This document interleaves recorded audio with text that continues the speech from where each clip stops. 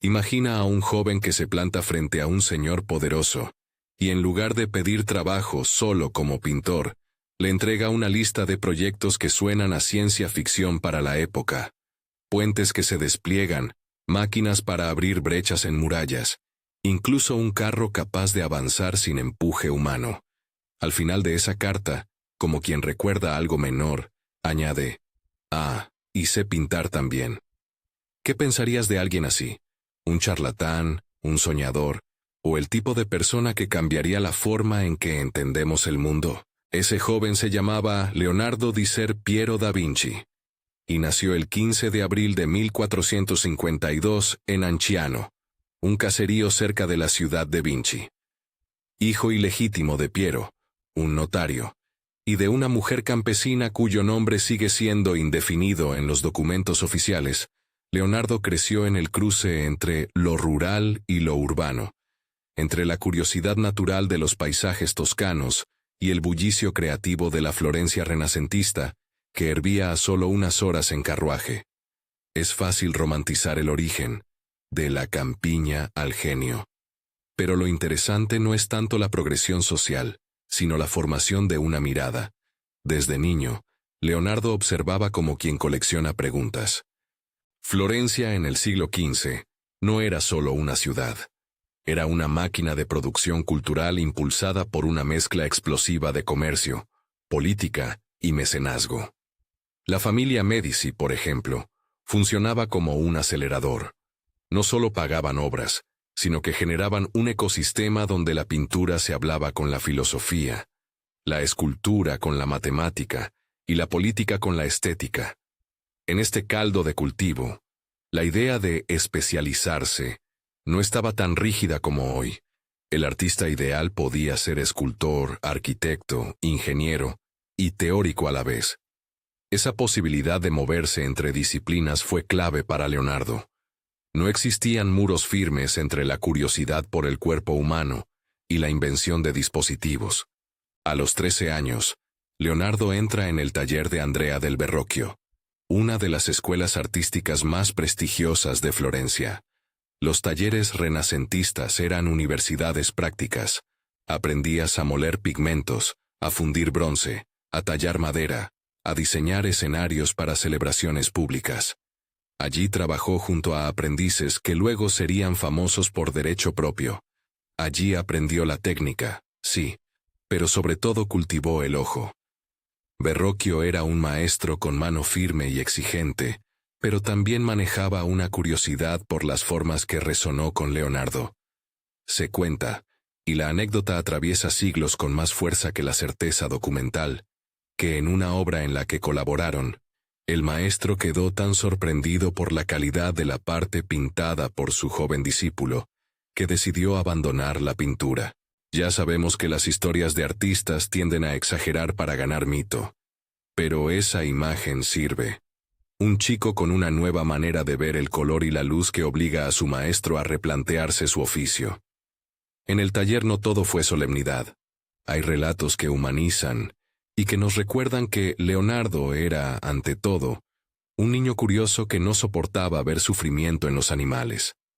Según tradiciones recogidas por biógrafos posteriores, rehusaba cazar, prefería comprar jaulas con pajaritos para soltarlos, y se dice que llegó a afinar pequeñas máquinas que imitaban el vuelo. Estas historias pueden tener un pie en el mito, pero transmiten algo verdadero sobre su carácter, compasión y una inclinación por experimentar con la naturaleza viva. Esa empatía por el mundo natural se convierte pronto en método. Observar, desarmar mentalmente, anotar. Y anotar fue, quizá, su costumbre más decisiva.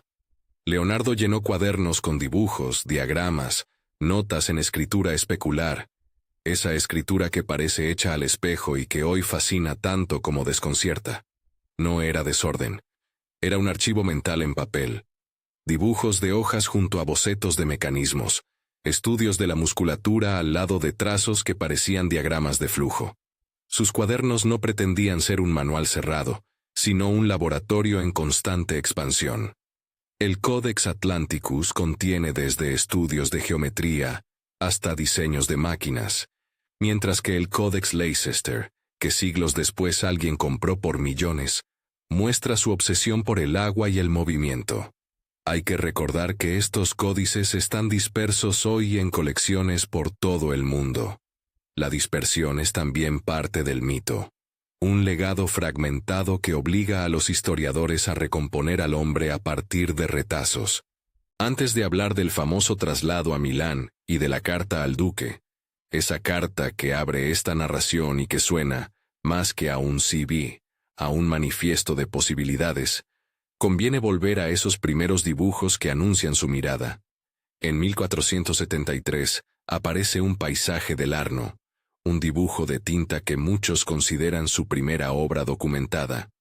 No es solo un paisaje, es una declaración de método.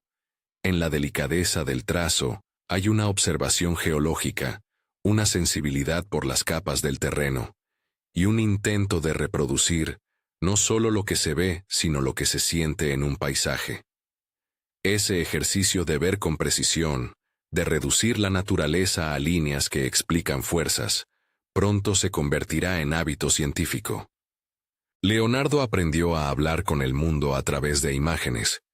En una época en la que la palabra escrita era a menudo una declaración oficial o una plegaria, sus páginas privadas eran conversaciones íntimas con la naturaleza. El estudio de fósiles en colinas, esas conchas marinas encontradas en estratos de tierra que hoy están montaña arriba, lo llevó a cuestionar relatos cómodos sobre la historia de la Tierra. No es que revolucionara la geología de la noche a la mañana, pero sí propuso una observación que, siglos más tarde, parecería obvia. La Tierra cambia, el mar se retira, las formas de vida quedan registradas en capas. Podríamos imaginar a Leonardo agachándose en una gruta, limpiando barro con la manga y exclamando frente a un pequeño fósil, como quien encuentra una palabra clave en una oración muy larga. La personalidad de Leonardo, sin embargo, no era la de un científico indiferente. Sus notas se mezclan con chistes visuales, con experimentos que luego abandonaba por falta de tiempo o por el brillo de una nueva idea.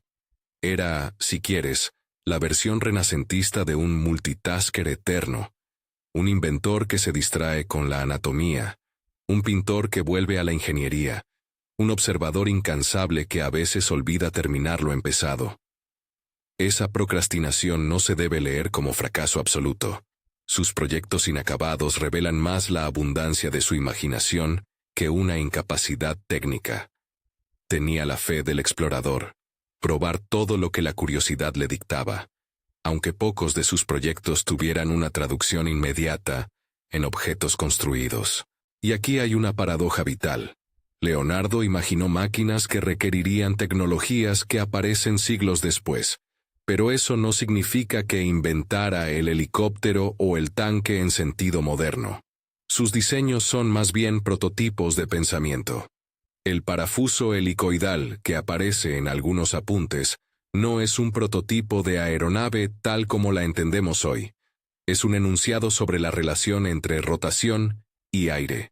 Del mismo modo, sus bocetos de carros blindados o de máquinas de asedio recogen principios mecánicos que serían útiles en el futuro, pero no deben ser leídos como máquinas funcionales hechas y probadas en su taller de la época. Leonardo estaba adelantado en la imaginación técnica. Esa imaginación, sin embargo, necesitaba condiciones materiales y fabriles que solo se consolidaron mucho después.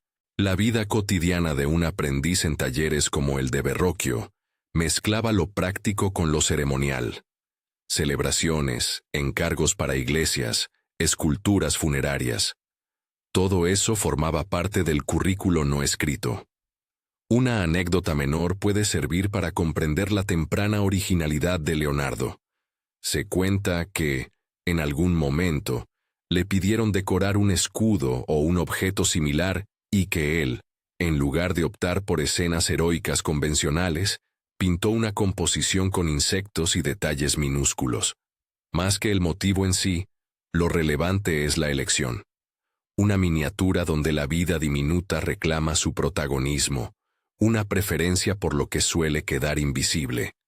Esa sensibilidad por el detalle hará que, años después, no le baste pintar figuras humanas grandiosas si no puede comprender su musculatura, su movimiento interno, su anatomía oculta. Hacia finales de los años 1470, Leonardo no es ya solo el aprendiz, sino un joven artista con reputación suficiente para independizarse. Abandona el taller de Verrocchio formalmente hacia 1478 y empieza a trabajar por su cuenta en Florencia. Sus encargos son todavía modestos, pero su curiosidad no se reduce. Es en estos años cuando algunos relatos hablan de su costumbre de llevar siempre un cuaderno, y que incluso, en la mesa de una posada, tomaría notas sobre cómo el vapor ascendente afecta la superficie de una sopa. Observaciones minúsculas que para otros pasarían desapercibidas. Aquí hay que subrayar la fragilidad de las fuentes. Muchas anécdotas nos llegan a través de biógrafos posteriores, como Vasari, que mezclaron recuerdos directos con relatos populares. Aún así, la consistencia temática que aparece, la atención a lo cotidiano, la curiosidad sin jerarquías, hace ver a un Leonardo coherente en su peculiaridad. En Florencia las oportunidades abundan, pero también las rivalidades. El mecenazgo funciona mediante redes personales. Un noble atiende al artista de moda y le encarga trabajos públicos que confirman su prestigio. Leonardo, joven y audaz, consigue encargos y se involucra en algunos proyectos escultóricos y pictóricos. Entre ellos, hay una obra temprana que nos recuerda cuánto su talento se extendía más allá del dibujo. Su aportación al Bautismo de Cristo de Verrocchio, donde se dice que un ángel pintado por Leonardo sobresalía tanto por su delicadeza que habría humillado al maestro. El relato sirve para marcar el punto. La nueva sensibilidad por la luz y la anatomía empezaba a distinguirse en su producción, pero Florencia es, al mismo tiempo, un lugar de tensiones políticas. Las familias poderosas se disputan espacios y encargos. La república fluctúa, y a finales de los años 1480, las circunstancias hacen que artistas como Leonardo miren fuera de la ciudad. En 1482, con alrededor de 30 años, escribe aquella famosa carta que hoy nos parece la decisión profesional más moderna del Renacimiento. No una súplica, sino una propuesta de valor. No se limita a decir, pinto bien. Ofrece soluciones técnicas, fortalezas móviles, estadios, maquinaria para abrir fosos, y claro, la pintura. La carta está dirigida al señor de Milán, Ludovico Sforza, y tiene el tono de quien presenta un paquete integral, artístico, militar, arquitectónico. Es la carta de un freelance adelantado a su tiempo, consciente de que la supervivencia artística en la Italia renacentista dependía tanto de la habilidad para complacer al poder como de la capacidad para ofrecer algo que el poder no sabía que necesitaba. Antes de que imagines a Leonardo como un mercenario del arte, es importante entender el contexto. Milán necesitaba ingenieros militares en una región donde la guerra y la diplomacia eran dos caras de la misma moneda, pero también necesitaba esplendor cultural que legitimara el gobierno. Leonardo, con su combinación de dibujo y técnica, ofrecía ambas cosas, y en esa mezcla yace su genio. La capacidad de traducir observaciones naturales en propuestas útiles a los hombres poderosos. No era un adulador, era un pragmático creativo. Si te está gustando este formato, dale like y suscríbete para más historias como esta. La decisión de marchar a Milán no fue instantánea ni exenta de dudas. Dejar Florencia significaba abandonar redes, clientes y cierta familiaridad, pero significaba también potenciar horizontes. En Milán, Leonardo vio la posibilidad de desplegar proyectos a mayor escala, de trabajar para un duque con recursos y ambición. Antes de empacar, sin embargo, tuvo que consolidar su estatus como artista, retocar encargos, ganar reputación y seguir escribiendo en sus cuadernos. Esos cuadernos, repitámoslo, no eran meras libretas de bocetos, eran mapas de una mente que no concebía la pintura como marco cerrado, sino como una herramienta para entender sistemas. En esos años previos al viaje a Milán, La pintura de Leonardo empieza a mostrar rasgos que lo harán inolvidable. Sus experimentos con el claroscuro, con la sfumato, ese difuminado que borra los contornos y crea transiciones sutiles entre luz y sombra, lo apartan de las líneas nítidas que dominaban el arte gótico tardío. El resultado es una nueva manera de hacer rostro humano, más psicológico, menos emblemático. Y esa transformación no es puramente estética, tiene bases científicas. Al estudiar cómo la luz se comporta sobre la piel, cómo el ojo humano percibe el contraste a distintas distancias, Leonardo está introduciendo una protoóptica en el arte. No es que escriba tratados sobre ojos perfectos para sonreír. Traza observaciones que reconfiguran la relación entre observador y representado. Mientras tanto, en su vida personal ocurren cosas que complejizan su biografía. Su carácter se vuelve doblemente famoso. Por un lado, la cortesía y la curiosidad que atraen a mecenas y discípulos. Por otro, la fama de distraído y el acumulamiento de proyectos inacabados que enfurecen a algunos patrones. Entre los que lo acompañan aparecen figuras como Salai, un joven aprendiz que lo seguirá por años y que la tradición retrata como una mezcla de compañía y tormento. Ladronzuelo, pero compañero fiel. Un personaje que despierta adhesiones y dudas. A la larga, otra figura clave será Francesco Melzi, quien se convertiría en su heredero intelectual y custodio de muchos cuadernos. Pero esas relaciones humanas, tan llenas de matices, requieren su propio tiempo para contarlas en detalle. Llegamos entonces al umbral. Leonardo en la víspera de su partida a Milán. La carta al duque está escrita, o al menos esbozada. Los cuadernos amontonados muestran una mente que no descansa. Su reputación como pintor en ascenso lo precede. Pero también hay algo más, una voluntad de pensar a gran escala. No es solo decoración lo que le interesa, es la arquitectura de la movilidad, la mecánica del agua, las proporciones del cuerpo humano aplicadas a edificios y máquinas. Y es ahí, en esa tensión entre lo íntimo del cuaderno y la pretensión de las grandes obras, donde nace el Leonardo que el tiempo recordaría.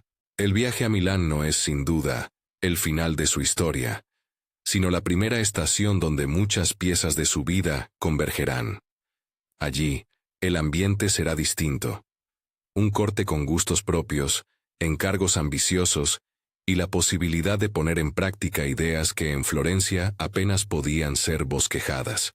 Pero eso pertenece al siguiente capítulo de la historia, donde la carta al duque dejará de ser un gesto literario y se transformará en contrato, en propuesta, en proyecto que exige resultados. Antes de cerrar este tramo, vale la pena quedarse un momento en la imagen de Leonardo escribiendo y dibujando, con la tinta fresca, con la mano manchada de carbón, y las preguntas por delante. ¿Cómo hacer volar una máquina? ¿Cómo mostrar la verdad de un paisaje en una hoja? ¿Cómo convencer a un poderoso de que lo que ofreces no es fantasía, sino una forma nueva de ver el mundo? Esos interrogantes son los que lo empujarán a Milán, y los que abrirán otras batallas internas y públicas. La de acabar obras magistrales, la de documentar el cuerpo humano con una precisión que perturbaría a muchos, la de esbozar máquinas que siglos después volverían a encontrar sentido. Pero antes de llegar a todos esos campos de batalla, queda por contar cómo se presentó ante Ludovico, qué proyectos concretos propuso y, lo que quizás sea más curioso, cómo conectó su pasión por el estudio de la naturaleza con la necesidad de sobrevivir como artista profesional en una Italia de príncipes y guerras. La respuesta empieza con aquella carta y con la decisión de cruzar su tiempo en busca de un tiempo nuevo. Leonardo cruza la puerta del taller con los cuadernos bajo el brazo y llega a una corte que funciona como un pequeño universo paralelo. Milán no es Florencia, pero tiene algo que a Leonardo le interesa más que la belleza por sí misma. Recursos, comisiones grandes y un duque que quiere quedar en la historia. Ludovico Sforza, el nombre que aparece detrás del título de duque, buscaba esplendor público y máquinas que hablasen de su poder. Para Leonardo, Eso significaba un laboratorio a escala humana. No fue un único contrato de pintura, fue una invitación a pensar en grande. En Milán, a finales de 1482, empieza la etapa donde la ambición técnica se cruza con los encargos artísticos. Leonardo proyecta puentes desplegables, máquinas para elevar agua, obras de ingeniería urbana, y claro, una estatua ecuestre monumental para el señor Sforza. Un caballo de bronce que debía ser la más colosal de la época. Dibujó planos, modeló bocetos en arcilla, encargó patas de fundición. Estaba convencido de que la escultura debía ser casi un mecanismo. Entendía la masa, el equilibrio, la tensión de un músculo congelado en bronce. La pieza, sin embargo, nunca se completó. La razón no fue la incompetencia de Leonardo, sino la historia. Llegaron los franceses en 1499. La guerra cambió las prioridades y, según se cuenta, el bronce destinado al caballo fue reciclado para hacer cañones. Es una de esas ironías históricas que muestran cómo el contexto político puede borrar proyectos grandiosos antes de que tengan la oportunidad de existir. Pero mientras la estatua se queda en la mesa de trabajo como una idea a medio hacer, Leonardo no para. Diseña mecanismos para festivales, escenografías móviles, instrumentos de guerra que son más bien manifiestos de principios mecánicos. Un ejemplo famoso que aparece en sus cuadernos es el llamado carro blindado. Una especie de armazón con rampas y cañones que parece prefigurar un tanque. Si lo lees con espíritu moderno y sin matices, puede sonar a una profecía de la guerra contemporánea. La lectura correcta es otra. Leonardo estaba jugando con engranajes, con reducciones de velocidad, con la idea de mover una estructura relativamente grande mediante ruedas. Planteaba soluciones mecánicas que siglos después encontrarían mejores materiales y procesos de construcción. Sus diseños muestran intuición mecánica, no prototipos ya probados. Milán le da además la oportunidad de trabajar en patronazgos que mezclan ciencia y arte. Teatro público, escenarios que se despliegan, máquinas hidráulicas, canales y proyectos de mejora urbana. Leonardo mapeará ríos, estudiará cómo desviar corrientes y propondrá soluciones para inundaciones. Sus dibujos sobre hidráulica muestran curvas de flujo, ideas para esclusas y diseños para moler con energía hidráulica. Si te imaginas un ingeniero moderno, algunos de sus métodos te resultarán familiares. Medir, trazar, pensar en términos de fuerzas y resistencias. Lo que no encontrarás es un manual formal. Sus notas son conversaciones con la naturaleza y con el problema, escritas para él mismo. En paralelo, la pintura crece. Milán le trae encargos importantes y públicos. El que cambiaría su fama para la posteridad es La Última Cena, pintada entre 1495 y 1498 en el refectorio del convento de Santa María delle Grazie. Si La Última Cena fuera solo una escena bíblica, sería un encargo más. Pero Leonardo usa la composición para practicar una lección sobre la mente humana. Reúne a los apóstoles en grupos, controla los gestos, hace que cada rostro narre una emoción distinta ante la noticia de la traición. La ciencia aplicada al arte está en todas partes. Utiliza la perspectiva lineal para dirigir la mirada hacia Cristo.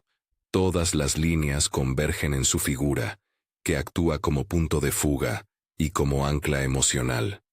Agrupa a los personajes en tríos, juega con la pausa dramática, un silencio que se responde en movimientos, y estructura la narrativa en un espacio escénico rígido, pero vivo.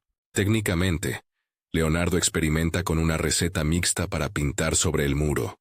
Una mezcla que le permite matices y acabados más cercanos al óleo que a la pintura al temple tradicional. Fue una apuesta creativa con consecuencias. La técnica resultó menos duradera y la obra empezó a deteriorarse pronto, sometida a humedades, a reparaciones, a la ocupación militar durante siglos. La restauración que vemos hoy es un palimpsesto de intervenciones. No es una historia de fracaso, Es la historia de un artista que puso la experimentación por delante de la conveniencia a corto plazo y que pagó un precio material por intentar una nueva mirada sobre la escena. Mientras pinta La Última Cena y desarrolla proyectos mecánicos, Leonardo sigue siendo el hombre de los cuadernos. En ellos aparecen desde diagramas de poleas hasta estudios de anatomía que desentonan con la pintura tradicional. Sus disecciones, realizadas sobre cadáveres que obtenía mediante permisos raros para la época, producen dibujos tan minuciosos que aún hoy sorprenden por su exactitud. Muestras de músculos estriados, diagramas del sistema vascular, estudios del cráneo y representaciones de un feto humano en el útero, con detalle que no existía en la iconografía de su tiempo. Era un observador meticuloso de capas, piel, músculos, hueso, ligamentos, y retrataba esas capas con la paciencia de quien desarma para entender. La anatomía no es mero exotismo científico en sus páginas, es alimento directo para su pintura. ¿Por qué la mano de un santo parece real? Porque Leonardo sabe cómo funcionan los tendones cuando el dedo se flexiona. ¿Por qué una expresión puede sugerir duda o decisión? Porque entiende la musculatura facial. Sus dibujos anatómicos, además, se acompañan de notas sobre función. No solo esto es un hueso, sino esto tira, esto se opone, así se contrae. Aquí emerge otra palabra clave de su método: correlación. Observas una forma, exploras su función y la representas. No basta con copiar la apariencia, hay que captar la lógica interna. En sus cuadernos hay también páginas dedicadas a la óptica, estudios sobre cómo llega la luz al ojo, cómo se forman las sombras y cómo el ojo procesa gradientes. De esas observaciones nace la esfumato, esa técnica que difumina los contornos hasta hacerlos casi vaporosos. La Mona Lisa es la suma de esa investigación, pintada a partir de alrededor de 1503 en Florencia y trabajada durante años.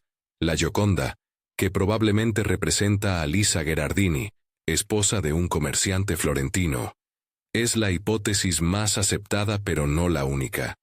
Es una exploración sobre la percepción. Mide aproximadamente 77 por 53 centímetros y está pintada sobre un panel de madera de álamo. La obra no atrae solo por la sonrisa. Atrae porque está construida para enfrentar la mirada del espectador.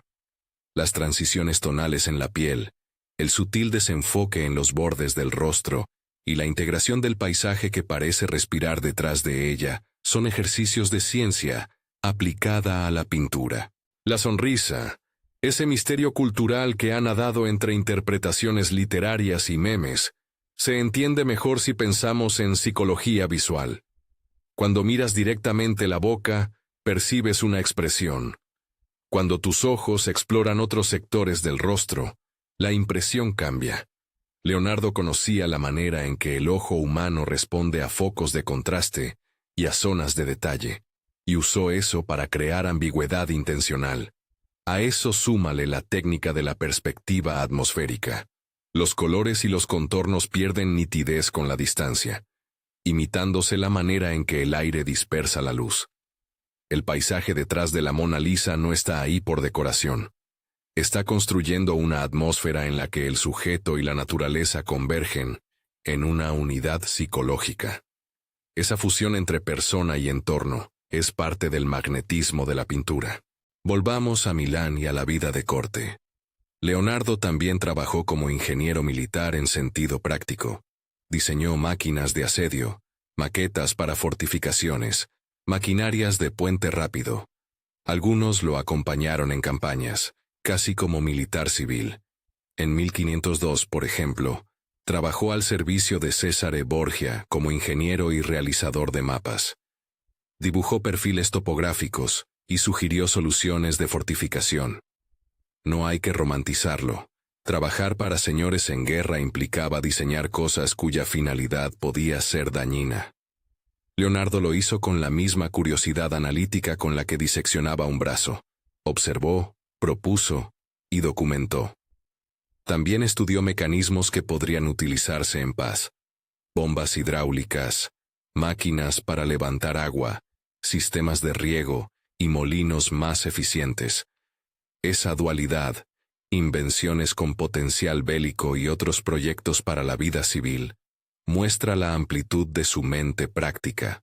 En Milán, además, uno de sus grandes gestos artísticos verá la luz: la Virgen de las Rocas. Existen dos versiones reconocidas, una en el Louvre y otra en la National Gallery de Londres. La historia del encargo, las disputas con los patronos y las diferencias entre versiones forman parte de la trama habitual del Renacimiento. Artísticamente, la obra vale por la integración entre figura y paisaje y por su lectura geológica. Leonardo representa cavidades, estratos y humedad, con tanta atención que pareciera interesarle más el sustrato de la escena que la escena misma. Hay un interés casi científico por las rocas, por la manera en que el agua dibuja superficies y por cómo la luz modela esas formas. Es pintura que se alimenta de geología y botánica, otra vez esa mezcla entre ciencia natural y representación. Mientras tanto, sus compañeros de vida profesional y personal van configurando una red humana que lo acompaña hasta sus últimos años. Salai, Gian Giacomo Caprotti, es uno de los personajes más contradictorios de su biografía. Entró como aprendiz, fue compañero de aventuras y fue también fuente de molestias. Las crónicas registran hurtos menores, bromas y una relación de dependencia casi simbiótica.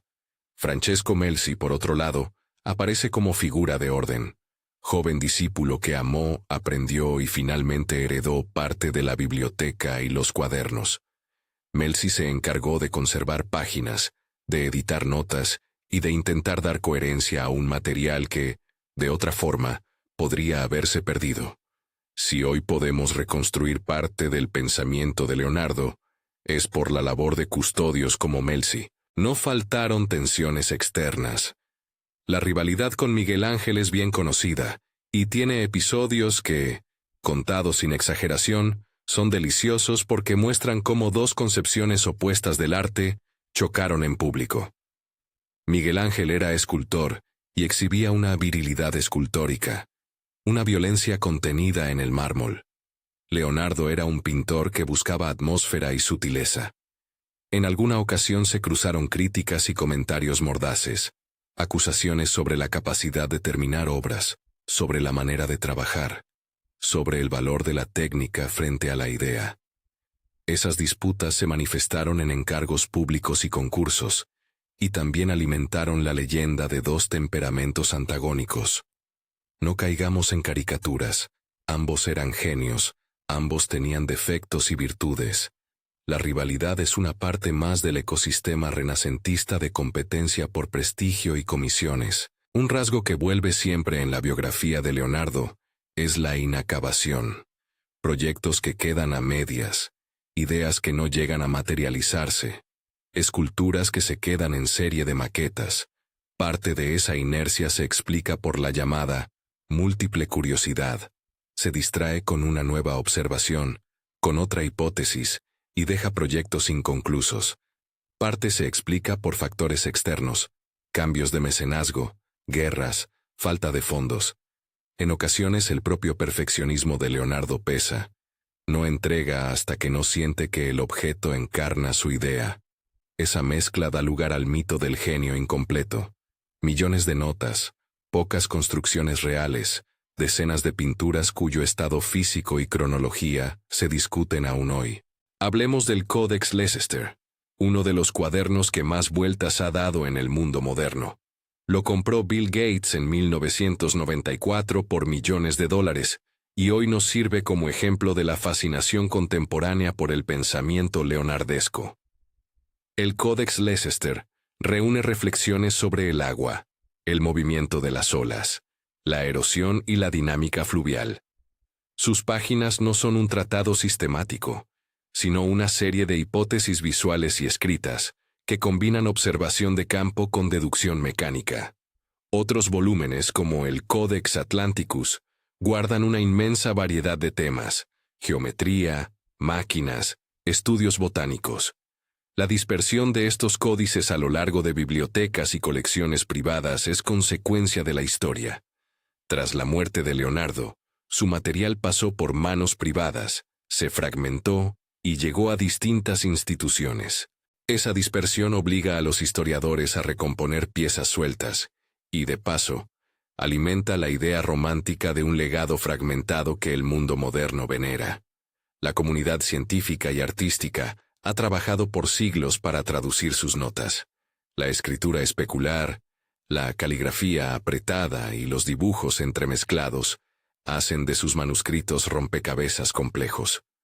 A veces se discute si la escritura al revés fue una manera de protección intelectual, una costumbre derivada de su surdera, o simplemente un hábito práctico. La verdad probable es una mezcla. Es más fácil para un zurdo escribir de derecha a izquierda sin embadurnar la tinta. Además, la escritura especular añade una capa de intimidad que obliga al lector posterior a detenerse, y por eso, pensar. En la segunda mitad de su vida, tras la caída del dominio Sforza y la agitación política, Leonardo se mueve de ciudad en ciudad, vuelve a Florencia, trabaja para encargos en Roma por un tiempo, colabora con distintos mecenas y entre idas y venidas, pinta la Mona Lisa. También se entrega a proyectos de investigación para nobles y príncipes, mientras su reputación como polímata crece. En Florencia se enfrenta a rivalidades, en Roma a burocracias papales, en otras cortes a realidades prácticas que a veces frustran su impulso creativo. Hacia 1513, se instala en Roma por influencia de Giuliano de Medici durante un tiempo, pero sin el mismo grado de estabilidad. En uno de esos periplos, sus notas contienen una página que ha sido contada y recontada como anécdota. La observación sobre el enfriamiento de la sopa. Se dice que Leonardo, atento a pequeños fenómenos, apuntó cómo la temperatura de una sopa cambia con el tiempo, y cómo la superficie revela movimientos de convección. La historia suena casi exagerada, pero encaja con la coherencia de su mirada. Para él, ningún detalle cotidiano era demasiado pequeño para formar parte de una investigación sobre el movimiento y la energía. Esas notas minúsculas son tan significativas como los bocetos colosales, porque muestran el mismo método aplicado a escalas distintas. Sus estudios sobre vuelo son otro terreno fértil de mito y de ciencia. Leonardo dibuja ornitópteros, aparatos con alas que se mueven como las de las aves, y un parafuso helicoidal que, interpretado apresuradamente, ha sido llamado el primer helicóptero. La lectura correcta es que él intuye la relación entre rotación y resistencia del aire, y plantea que una hélice giratoria podría desplazar una columna de aire. No inventa el helicóptero tal como lo conocemos. No hay materiales ni motores adecuados en su tiempo. Sin embargo, la intuición es genuina y muestra su capacidad para abstraer principios físicos a partir de la observación de la naturaleza. Sus estudios sobre aves, sobre cómo las alas se curvan, y sobre cómo varían las velocidades del aire alrededor del ala, son mediadores entre biología y mecánica. La intersección entre ciencia y arte produce también sus tensiones morales y sociales. En su momento, la realización de disecciones humanas solía chocar con sensibilidades religiosas y legales. Leonardo, sin embargo, consiguió permisos y realizó estudios que hoy nos parecen casi valientes. Dibujó el corazón, lo abrió y esbozó cómo las válvulas se ciñen. Planteó hipótesis sobre la circulación sanguínea que anticipaban descubrimientos posteriores. No fue un teórico que publicó en revistas científicas. Esa infraestructura ni siquiera existía. Fue un artesano del conocimiento que trabajó en cuadernos privados, y por eso su contribución científica tardó en incorporarse en la narrativa académica. Sus relaciones personales, como hemos dicho, fueron complejas. Salai y Melzi representan extremos. El primero, la complicación cotidiana. El segundo, la devoción ordenadora. Melzi, en particular, será clave para el legado. Cuando Leonardo muere en Francia en 1519, la transmisión de muchos manuscritos pasa por él, Es gracias a discípulos como Melzi, que muchos bocetos y notas no se perderán en el caos de herencias y ventas. Sin esa cadena, quizás conoceríamos a Leonardo solo por unas cuantas pinturas, y no por su imaginario técnico y científico. Hacia el final de su vida, la corte de Francia ofrece a Leonardo una salida distinta. Francisco I, joven rey, promueve un mecenazgo a la corte francesa que atrae a artistas extranjeros. En 1516, Leonardo acepta una invitación para trasladarse a Amboise, en el Valle del Loira. Se dice que el rey le ofreció una pensión y una casa en el castillo de Clos-Lucé, cerca del Palacio Real. Los últimos años los pasa entre proyectos más pequeños, dibujos, enseñanzas a discípulos, y según algunas crónicas, conversaciones largas con el monarca. La imagen romántica del rey sosteniendo la mano del moribundo es posterior y discutida. Hay versiones que la cuentan como un gesto íntimo y otras que lo consideran leyenda. En todo caso, Leonardo muere el 2 de mayo de 1519 en Amboise. Su cuerpo fue enterrado según el rito local, y su biblioteca emprendió la ruta de dispersión que conocemos. Sobre su mano y posibles problemas de salud, hay hipótesis, pero pocas certezas. Se habla de debilidad en la mano en los últimos años, de un posible accidente vascular o de una caída que le habría afectado la movilidad. Los documentos contemporáneos no permiten afirmar con seguridad la naturaleza exacta de ese mal. Por prudencia, lo correcto es señalar que existen indicios de cierto deterioro motor, pero que las causas permanecen indefinidas en el archivo histórico. Es una zona donde la curiosidad moderna debe contenerse. La biografía médica retroactiva corre el riesgo de convertir fragmentos en conclusiones no probadas. ¿Qué queda después de la muerte? Un caudal de imágenes, notas y una forma de mirar que se filtró en generaciones. La influencia de Leonardo no se limita a pintar mejor. Se trata de proponer una manera de interrogar el mundo, la curiosidad sistemática, la mezcla de dibujo y experimento, la convicción de que la observación minuciosa produce soluciones. Sus cuadernos fueron estudiados, copiados, malinterpretados y a veces mitificados. En el siglo XIX y XX, su figura fue reciclada como icono del genio renacentista. La interdisciplinariedad, la creatividad aplicada y la libertad de pensamiento. En el siglo XXI, su figura habita tanto los museos como la cultura pop. Aparece en videojuegos, en novelas, en series y en referencias que van desde Assassin's Creed hasta las tartarugas ninja, siempre como símbolo del creador que cruza fronteras entre disciplinas. El legado técnico de Leonardo requiere una lectura matizada. No inventó el helicóptero, ni el automóvil tal como existen hoy. Sí anticipó principios y conceptos mecánicos que más tarde serían útiles. Sus diseños sobre engranajes, poleas y transmisiones son ejercicios de pensamiento que contribuyeron a la historia de la tecnología, pero siempre en clave conceptual.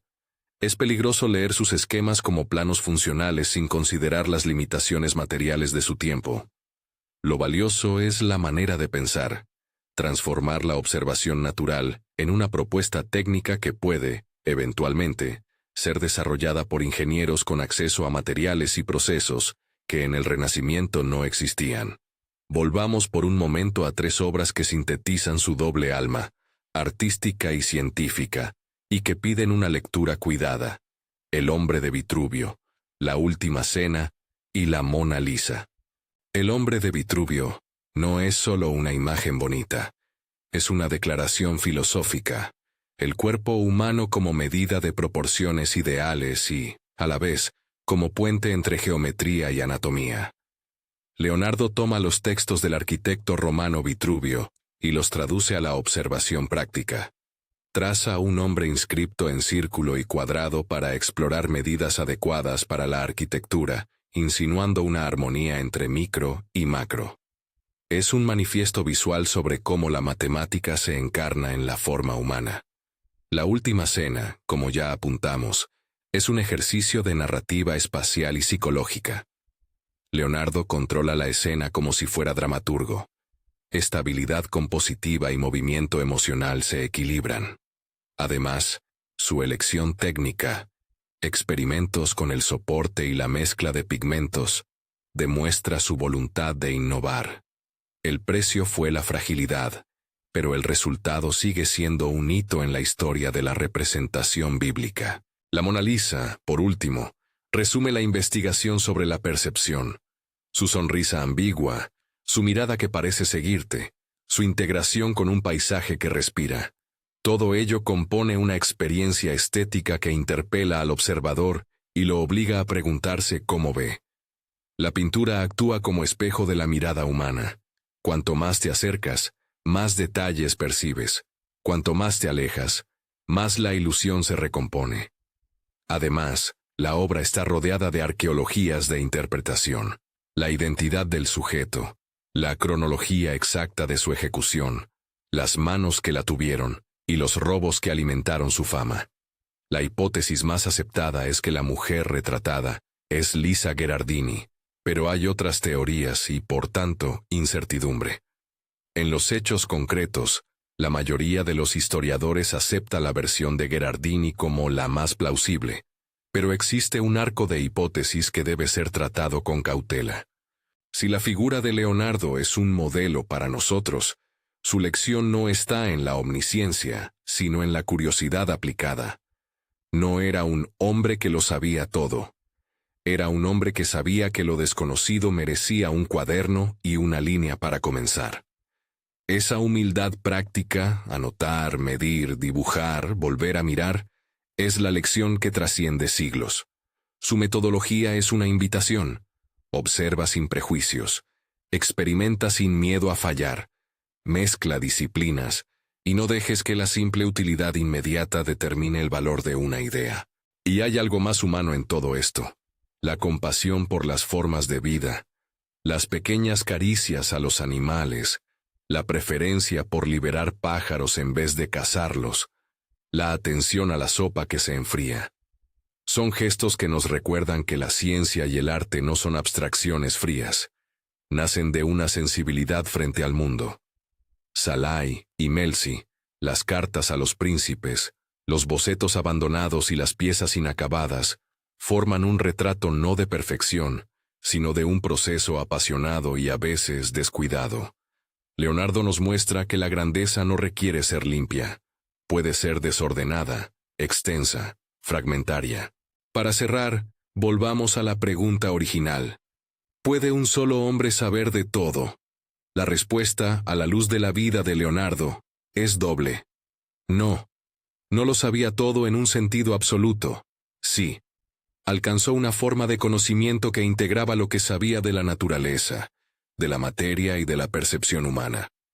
Su grandeza consiste menos en una lista de inventos que en un modo de mirar el mundo y en convertir esa mirada en material de trabajo. Eso es lo que lo convierte en visionario. Imaginar el futuro no como algo que se hereda, sino como algo que se construye con curiosidad, dibujo y ensayo. Si la moraleja te interesa, te la dejo así. Curiosidad sin límites, sí. Disciplina para documentarla, también. Leonardo es ejemplo y advertencia. Atreve a preguntar sin temor, pero toma notas, dibuja y ordena. No permitas que la emoción de la idea te impida terminar la obra. El mundo necesita tanto soñadores como realizadores. La aportación de Leonardo fue mostrar que, si mezclas ambos perfiles, la historia gana una voz nueva. Si te gustó este viaje por la mente de Leonardo, cuéntame en los comentarios qué figura histórica quieres ver en próximos videos. Suscríbete si aún no lo hiciste, y comparte esta historia con alguien que disfrute de la mezcla de arte y ciencia. Gracias por acompañarme en esta exploración. Que la curiosidad te siga impulsando.